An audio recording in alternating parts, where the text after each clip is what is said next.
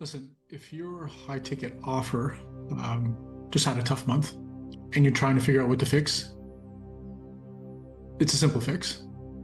Take one weekend, grab 3 phone calls from each of your closers that went to full duration, pretty decent leads.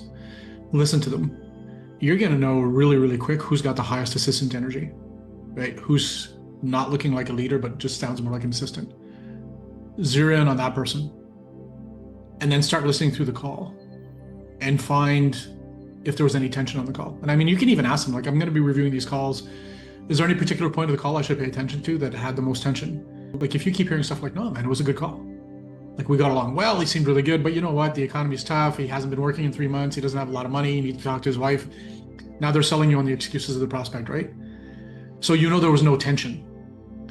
Go in and listen for moments where there was opportunity of tension. So the guy showed up on the call and he was like, yeah, man, like, I'm happy we're chatting today because I probably have 3 months of runway left on this side hustle. I'm going to have to give it up and get like another job if this doesn't work out. So that's a heavy thing to say. It feels kind of uncomfortable. Did the closer just sit there in silence, like 10 seconds of silence and just let it sit there?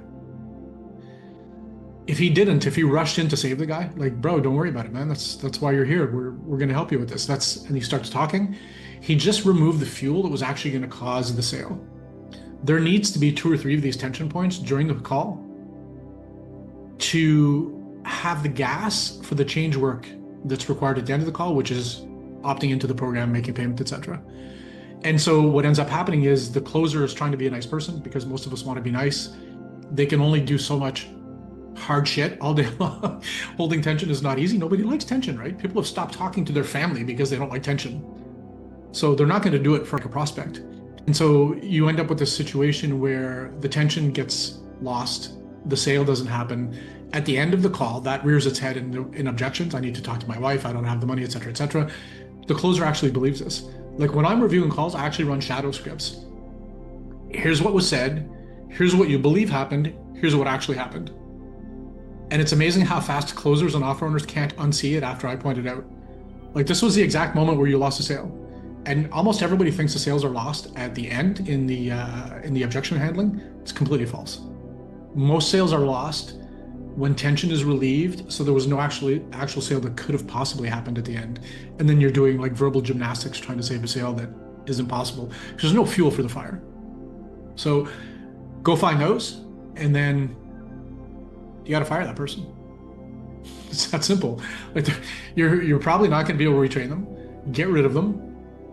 Put those calls into your own calendar. And I know right away, offer owners, right, you've been told by the industry that you need to get off the calls. You need to be working on your business instead of in your business. Your business is money coming in. There's nothing else more important that you could be doing than getting somebody to swipe their credit card. You need them to do that. So if you honestly believe that you should be working on your business and doing social media posts and podcasts, when your offer is bleeding and you're barely breaking even or you're losing money, then you're hiding from the truth because you don't like to be on sales calls. You don't like to feel that pressure. And you also might find out that your offer is not as great as you think it is and have to examine some hard truths. Some magical things are going to happen when you do that. Number one, if it was a weak closer, you're going to go in and get a bunch of payments, which is pretty cool. You're going to start leading from the front, because I can absolutely tell you that when you show up on sales review meetings and you haven't heard a prospect talk in 90 days on a phone call, like, your team knows you don't do sales calls anymore. You're off podcasting and joining boardrooms and all that fun stuff. They're going to nod and agree with what you're saying when you're telling them what to do, but they think you're full of shit. They don't believe anything you're saying. They're like, this guy hasn't closed a deal in like 2 years. He doesn't know what he's talking about. You need to come in and beat the floor. You need to run circles around the team so that they're actually going to believe you, or your sales manager, or bring in somebody who can do that. I mean, I wouldn't even let a sales manager work for me on an offer unless they came in first and closed some deals. If they're not saving deals and closing deals, if they can't beat the floor, who the hell are they to give any advice to a closer?